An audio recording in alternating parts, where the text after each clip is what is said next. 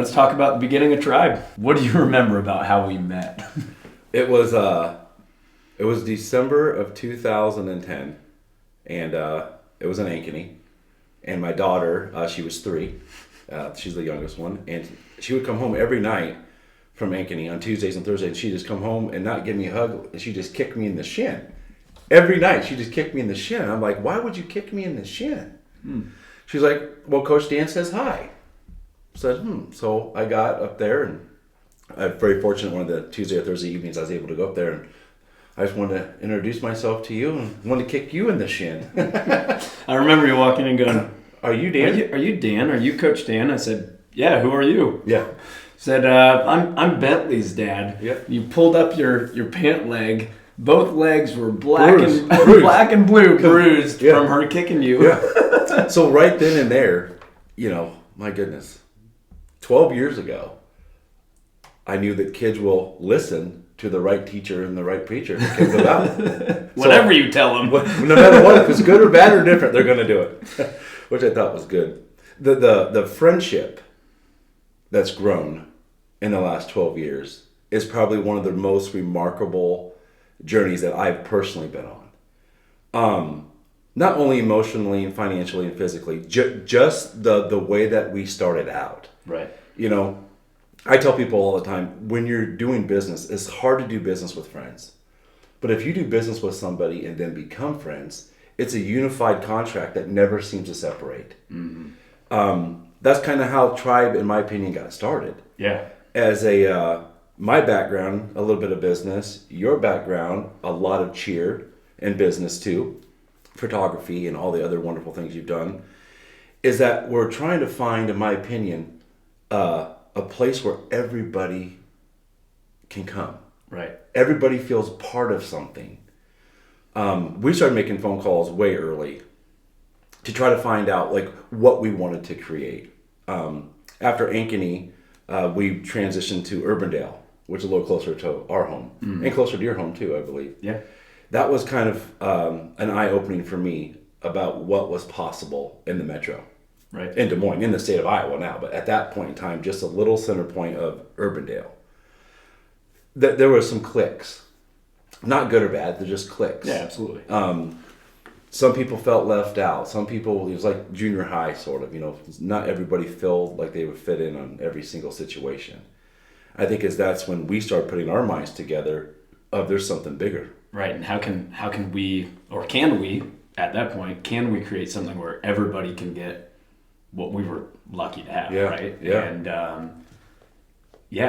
not to have that separation, but to have that unity. So, Sure. I mean, I remember sitting down with you, and maybe a lot of people don't know this, but sitting down and going, "Hey, Brittany and I, we're gonna get married a year from now. We're gonna leave. Mm-hmm. We're leaving town." She was kind of getting out of college, figuring out her real job. I was trying to figure out what I wanted to do permanently or where we wanted to plan our lives. And I remember sitting down, I think we were at Chili's over in West Des Moines, and sitting down and going, we're going to move. And your reply was, well, that sucks. Yeah. and I'll never forget, you said, what if there was something else you could do here? Yeah. What if there's something else you could do here? And that kind of got this ball rolling of what now is Tribe. Right. They always say, strike the iron when it's hot. Mm-hmm. I got to know you pretty well. You got to figure 2010, 11, 12, 13, 14, 15. So I've known you for 5 years, 60 plus months. I knew you before you were dating Brittany. Right. When you get that common bond and you find that talent and that passion and that heart and that drive and dedication on somebody, you want to hone it in. You want to keep it in. You want to store it. Right. So it starts to infuse and gets bigger and hotter and faster. I saw that in you. At that point in time, I didn't know a whole bunch about what I wanted to jump into or how I wanted to do it. Or what ceiling height we might need, yeah. Yeah. I mean, you can't get a gym with 8-foot ceilings. I don't know why, because of the baskets. I learned some things along the way. I just didn't want you to leave an opportunity of greatness to go out and start over. Right. And I believe in my heart of hearts, everything happens for a reason. The Chili's conversation for me is, what if there was something else? Like, if you could do anything in the world, you can close your eyes and be anything, what would it be? Right. And I believe you said coach.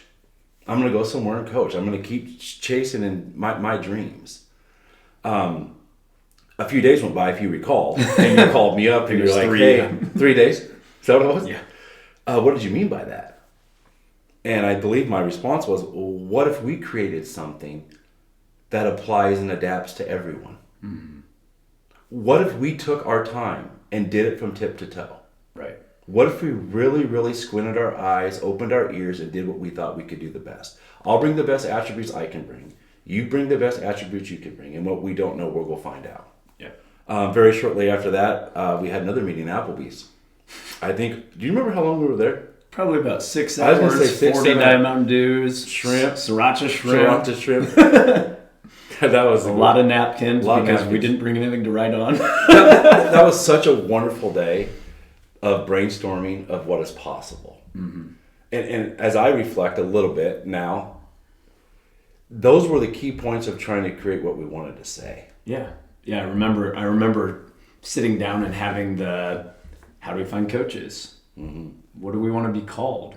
Mm-hmm. You know, when it came to the things we wanted to encompass, like we hit on before, just togetherness, unity, everybody having a place, every single person in every walk of life belonging, from elite athletes to kids who have never cheered to parents who are maybe soccer moms or soccer dads, to now our cheerabilities team. You know, having a place for everybody that they can not just be but belong. And you know, I think that's a lot in part how the term tribe came up. Yeah, I do recall that 100% with you. Going back through every aspect of what we want to do, capture it all. Mm-hmm. And the only word that we could really identify is a group, a unit, a tribe. Like I mean, I got goosebumps right now just saying it. Yeah. We've got the Chiefs and we got the Indians and we got the Scouts and we've got every aspect inside the word tribe. Right. Which hence the color black and gold. You know, it's bold, it's strong, it's real, it's in your face, and it applies to everybody. Right. It's not a color coordinated shenanigan. It's real. Right. That was good. I think that also took us back to the firm in January of 2016, trying to create what is our mission statement. Right. What are we going to encompass together and as a staff and as a family Everyone. and as a tribe? Yeah. Do you remember writing the first few? Yeah. Yeah. Mind you, we're in the law firm. We are. And we have lawyers on everywhere. Both sides of your office. Yep. And them coming in constantly, what are these two monkeys talking about, basically? Yeah. I remember putting the words down, and that first one, or the first trials, first couple of songs we wrote, so to speak, for our mission statement, I took the first one in to Mike, second one into Ryan. I think Shelly got one and Debbie got one. I think I gave them to all four. And they all brought it back and said, you guys should probably start over. Yeah, I wish I was looking for a copy of it this last week, and I wish like crazy that I had one, but I'm pretty sure they got put in a burn bush somewhere and they're gone. We definitely did something. We literally deleted it and started I don't think we wanted to see them anymore. No. But at the end of the day, and as we came to the conclusions of what we wanted to create, you know, the integrity, the candor, and honesty of anything in life, let alone your tribe, I think it set forth and made us a really good foundation building block as a nucleus to keep the corporation and the building blocks of what we're trying to do. Well, especially in the business background that you had coming into this, in the, I guess, cheer gym experience that I had, and that you had as a parent coming into this, and knowing how important it was to be honest and have great communication, the best communication, so everybody's on the same page. Right, on every level. On every level. Yeah. And to just tell the truth. You know, I mentioned at the banquet last year the story about Allie and when she didn't make the team that she was trying out for that I was coaching at the time. And it was a hard phone call I had to make to you, but I had to call you and say, hey, this is what it was. And you said, it's okay. She'll work better next time. It's all good. Yeah. You know, I think people, whether the truth is hard to hear sometimes or not, it's what people want to hear too. Right. I agree. And also the different perspectives that we both brought to the table. As a parent, as a business owner, as a business guy, as a cheer owner, a photographer, like all the stuff that we brought together, I believe that's why the business model worked. Because we took the fine tuning of everything that we thought it should be and tried it. Right. Where some people, the fear factor and the risk reward, they don't like that sometimes, it's to get your feet wet. I said, you know what? Jump in. Right. Let's just give it what we've got. Well, and like we tell everybody all the time, we make mistakes, the lawyers come back, say start over. Yeah. Okay. Worst case we do, we mess up. Yep. Right? And we learn from it and grow. So I also believe inside that hours and hours of research in my house, in your house, and the gyms, and trying to find a building, and dealing with real estate brokers, which I've never really done before, with a 10,000 square foot building with 25-foot ceilings that can decrease or increase, and there's a fan up there, so if a kid's arm gets up there, that could be a bad deal. Could be bad, yeah. Like all those things that I learned is like everything in life, you learn more. There's so much more out there to be learned, and even now, 6 years in, there's still so much to be a student of. Yeah. Absolutely. Which I think is just absolutely incredible. And then once you find that, it's trying to put the right people on the bus. Right. And then trying to get them on the right seat on that bus. Do you remember asking me the very first how do we question, find coaches? How do we find coaches? And I actually recall asking you, what is going to be the biggest obstacle we're going to have to overcome? That was the question. That was my biggest. I said finding coaches. And when it all got done at the end of that meeting, on our napkins, it was find good people. Yes. Had nothing to do with coaching. And I remember this like it was 10 seconds ago. You said, let's not look for some coaches. Let's look for some good people we can mend and mold and teach and train and develop to become good coaches. Absolutely. And we've had our retention's pretty well. The kids learn from everybody. Everybody learns differently, Yep. I just think that was an excellent way to start our businesses. Okay, what's our biggest obstacle? People. Right. I do remember this as we signed up with our I-Class merchant, which runs our tallies, if you will. I was so excited. We had 47 enrollments. Mm-hmm. And close out of 12 of 21, there was 528. Regardless of how that business model was created, or regardless of the outcome of what we've done, we're touching 1,000 people a month, right, and making them better people, better students, better listeners, better teammates. That's a lot to do with just tribing in a whole. Yeah, and that comes from leadership. It comes from being accountable and responsible, and being honest, and being candor, and telling the truth, and having integrity. That's one thing I've loved, having a front row seat with you for 11, 12 years, is that we're not afraid to emulate. Right. We're not afraid to change. We can adapt. A lot of things can. Yeah. Our teams, our coaches, our world's teams, the blessing that we have with our athletes, the support we have from our parents. That's very unheard of in a rec program that's blossoming as fast as we are. Absolutely. I was telling this, I think I was talking to you about this yesterday, about the episode 1. It was just a great preview of what the tribe is. And some people don't even know how it started or how we even met in Ankeny. Mm-hmm. That's the neat part. Yeah. The other part that's coming more and more and more in the forefront, or more awareness, as we grow, we're fine-tuning things. The teams are getting a little bit better. Our preparation's a little bit not wasted minutes, as you created the minute-by-minute program for 2 hours. Here's your water breaks, get done. That part, as you fine-tune the engine, it becomes a little bit smoother. Right. And the business part and the cheer part, as it comes together, is the perfect chocolate cake. Absolutely. Is how many more layers that you can create. Yeah. That's been the most fun for me in the last 3 years, is I've got to watch your mind of what you've already thought about, and then put it on pen and paper, and then take action. From Jamaica. Every kid should have something here. Let's start an intro class. What's an intro class? I had no idea either at the time. And now we have 2 a week, 52 weeks a year. Yep. My last big question, in your opinion, so we're going on, 7 years here. Take all of the cheerleading, all of the tumbling, all the financial, all the business and the cheer. Take all that out of it.